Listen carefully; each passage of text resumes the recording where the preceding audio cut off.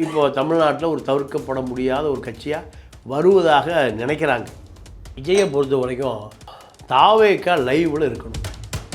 கரூர் நிகழ்ச்சிக்கு பிறகு A1 கரூர் மாவட்ட செயலாளர், A2 Bussy, A3 Nirmal and others. விஜயை தலைவர் அவர் தானே சேர்த்தாலும் ஆச்சரியப்படுவதற்கில்லை. பாஜகவோடு கூட்டணினா விஜயகாந்துக்கே அந்த நிலைமைக்கும் போது விஜய்க்கு 10% ஓட்டு இப்போ ரெடியாக இருக்குன்னு ஏடிஎம்கே பிஜேபி நம்புது. புஷி யாரை கையை காமிக்கிறாரோ அவ்வளோதான், அவருக்கு தான் செயலாளர். இந்த இது இன்னும் தாவேக்கா ஜனநாயக பயப்படுத்தப்படவில்லை.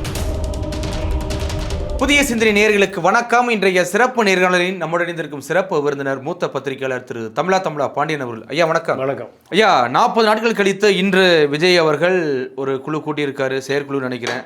கூட்டி இன்னைக்கு செயற்குழு உறுப்பினர்களை சந்திக்கிறாரு. என்னை எப்படியா பார்க்குறீங்க? விஜயை பொறுத்த வரைக்கும் தாவேக்கா லைவில் இருக்கணும். தாவேக்கா திமுக அதிமுகவுக்கு அடுத்த கட்சி தாவேக்கா.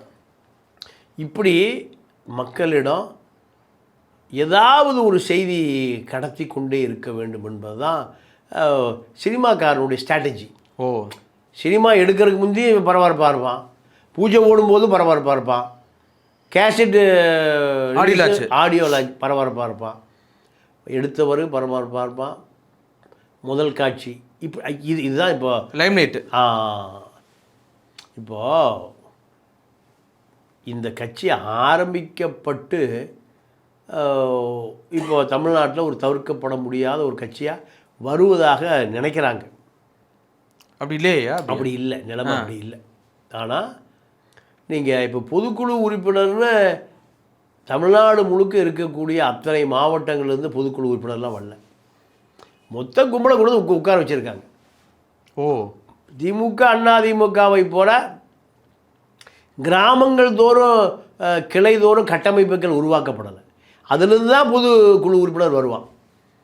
நகர செயலாளர், ஒன்றிய செயலாளர், பேரூராட்சி கிளை தலைவர், இப்படி பல மாவட்டங்களில் ஆட்களே இல்லை. ரெண்டாவது பல மாவட்டங்களில் நீங்கள் மாவட்ட செயலாளருக்கு தேர்தல் நடக்கணும், ஒன்றிய செயலாளருக்கு தேர்தல் நடக்கணும், கிளை செயலாளர் இவர்கள் நியமிப்பது அது ஜனநாயகம் அல்ல, பொதுக்குழுவும் அல்ல. இல்லை அவரே டேரெக்டாக போட்டார். புஷியானதே டேரெக்டாக போட்டாராம்ல. அது எப்படி பொதுக்குழுவாக மாறும்? இந்திய தேர்தல் ஆணையம் என்ன சொல்லுது? கிளைக்கழகத்திலே தேர்தல் நடத்தணும். ஒரு கிளைக்கழக செயலாளரை தேர்தல் வச்சு தான் எடுக்கணும். கிளைக்கழக செயலாளர்கள் தான் மண்டல செயலாளர் எடுக்கணும். மண்டல செயலாளர்கள் தான் ஒன்றிய செயலாளரை நகர செயலாளர் தேர்ந்தெடுக்கணும். இந்த ஒன்றியம் நகரம் சேர்ந்து தான் மாவட்ட செயலாளர் தேர்ந்தெடுக்கணும். மாவட்ட செயலாளர் சேர்ந்து தான் பொதுச் செயலாளரை தேர்ந்தெடுக்கணும். இப்படியெல்லாம் நடந்ததா? இல்லை. புஷி யாரை கையை காமிக்கிறாரோ அவ்வளோதான், அவருக்கு தான் செயலாளர். இது இன்னும் தாவேக்கா ஜனநாயக பயப்படுத்தப்படவில்லை. இன்னும் ஜனநாயகம் ஆகலை. மயப்படுத்தப்பட்ட பிறகுதான் பொதுக்குழு என்பது சட்டபூர்வமானது. 2023 வரைக்கும் யாருடைய கட்டுப்பாட்டில் இருந்ததுன்னா, விஜயை பொறுத்த வரைக்கும் சினிமா நடிகர். ஆமாம், சினிமா நடிகர் கீர்த்தி சுரேஷை தன்னுடைய கதாநாயகியை பல படங்களில் நடிச்சிட்டு இருந்தார். ஆமாம், பைரவா போன்ற படங்கள், பைரவா, சர்க்கார் போன்ற படங்கள்லாம். நீங்கள் 2023 உதயநிதி தரப்பு மிரட்டி மாமன்னரில் உதயநிதியோட கீர்த்தி சுரேஷை ஜோடி சேர்க்க வச்சுட்டாங்க. ஆமாம். அப்போ இன்னும் ஏண்டா நம்ம ஜோடியை இவ்வளவு பணம் வச்சுருக்கிறோம், இவ்வளவு செல்வாக்கு இருக்குது, நம்முடைய கதாநாயகியவே காப்பாற்ற முடியலையே. கதாநாயகியவே காப்பாற்ற முடியல. அரசியல் அதிகாரத்தின் மூலம் நீ அந்த படத்தை நடிக்காதுன்னு சொல்கிறார் விஜய். எதுக்கு? எந்த படத்தில்? மாமன்னன் போகாதீங்கிறார். இல்லை, அது ஒரு நடிகை தனியாக, அது எந்த படத்தில் நடித்தா இருக்குன்னா, எம்ஜிஆர் எப்பவுமே 5 வருஷம் ஒப்பந்தம் போட்டுக்குவார், அக்ரிமெண்ட். யாரும் தன் படத்துலேருந்து யாரும் நடிக்கக்கூடாது. அதே போல் இவர் இப்போ ஒரு அமைப்பு வச்சுருக்கார், ஒரு 1000 கோடி ரூபா இன்வெஸ்ட்மெண்ட்டில். என்ன அமைப்பியா? அதுக்கு பேர் ரூட்.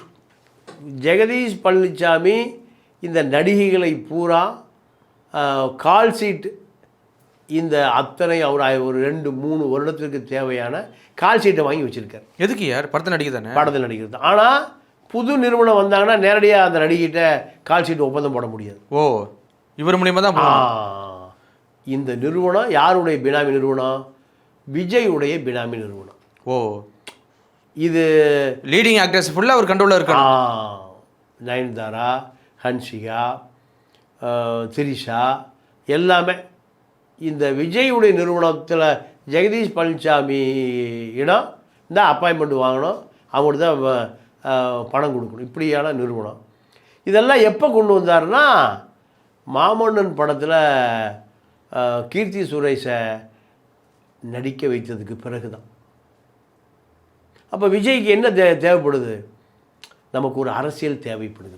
ஓ, நமக்கு ஒரு அரசியல் தேவைப்படுது. இதில் என்ன அரசியல் இருக்குது? ஒரு நடிகை யார் கூட நடிச்சான்னா இல்லை, நீங்கள் திரைப்பட உலகமே என்னுடைய கட்டுப்பாட்டில் இனிமேல் கொண்டு வரணுங்க அப்படி நினைக்கிறேன். அதுக்காக தான் நான் அந்த ஜெகதீஷ் பழனிசாமி மூலம் அந்த நிறுவனம் உருவாக்கப்பட்டது. எல்லாருக்கும் ஒரு மோட்டிவ் இருக்குல்ல. ஆமாம். தன்னை கேட்காம யாரும் படம் எடுக்கக்கூடாது. இந்த நடிகைகளை வச்சு இந்த நடிகைகள் யாருடைய கட்டுப்பாட்டில் இருக்காங்க? விஜயோட கட்டுப்பாட்டில். விஜயுடைய பினாமியான ஜெகதீஷ் பழனிசாமி கட்டுப்பாட்டில் இருக்காங்க. இப்போ 2020 தேர்தலில் வந்து எல்லா நடிகையும் விஜயோட பிரச்சாரம் பண்ண வந்துடுவாள். எப்படியா? வரமாட்டாங்க. ஏன் அவங்க சினிமாவில் நடிக்கிறதுக்கு தான் ஒப்பந்தமே தவிர இப்போ அரசியல் பிரச்சாரம் பண்ணுவதற்கில்ல. பிரச்சாரம் பண்ணாமே அவ்வளோ பேர் ஓட்டு போட்டுருவோம். ஓ, விஜய்க்கு 10% ஓட்டு இப்போ ரெடியாக இருக்குன்னு ஏடிஎம்கே பிஜேபி நம்புது. இப்போது இந்த கரூர் நிகழ்ச்சிக்கு பிறகு A1 கரூர் மாவட்ட செயலாளர், A2 Bussy, A3 Nirmal and others BJP விட்டு வச்சுருக்கான். விஜயை சேர்த்தாலும் ஆச்சரியப்படுறதுக்கில்லை. கண்டிப்பாக விஜயை தலைவர் அவர் தானே. சேர்த்தாலும் ஆச்சரியப்படுவதற்கில்லை. பாஜகவோடு கூட்டணினா சேர்க்க மாட்டான். பாஜகவோட கூட்டணினா எதில் சேர்த்துருவான்? இந்த அக்யூஸ் லிஸ்ட்டில். இதுதான் விஜய்க்கு வைத்திருக்கிற அரசியல் நெருக்கடி. இந்த நெருக்கடியிலிருந்து எப்படி மீளப் போகிறார், எப்படி பிஜேபியிலிருந்து தப்ப போகிறார்? இல்லை, இன்னைக்கு சொல்லிட்டாரு. இப்போ அதிமுக அழைப்பு வந்து இன்னைக்கு ஏற்க மறுத்துட்டாரு. நாங்கள் தனித்து தான் அப்படின்ட்டாரு. ஏன் தலைவரான கூட்டணி யார் வந்தாலும் வாங்க அப்படின்ட்டாரு. அப்படிங்கும்போது இப்போ இதடியா அது 3வது அணியாக ஒன்று அமைதா? அப்படியா? இல்லை, வாய்ப்பே இல்லை. இப்போ இல்லை, விஜய் தனித்து போட்டியா? அப்படியா? இல்லை, அதிமுக பாஜகவோடு தான் வருவார். ஓ, அது வரைக்கும் இப்படி அரசியல் பண்ணி கொண்டிதான். ஆண்டவனோடு கூட்டணி மக்களோட கூட்டணின்னு சொன்ன விஜயகாந்த் கடைசியில் யாரோட கூட்டணி வச்சார்? அதிமுகவோட. அதுதான் விஜயகாந்துக்கே அந்த நிலைமைக்கும் போது விஜயகாந்துக்கு வந்து ஜெயலலிதா தான் அன்னைக்கு அதிகார மையம். இப்போ யார் அதிகார மையம்? பாஜக மேலிடம். பாஜகவிடமிருந்து தப்பவே முடியாது. பொறுத்திருந்து பகல் என்ன நடக்குதுன்னு. மிக்க நன்றி. நன்றி, வணக்கம்.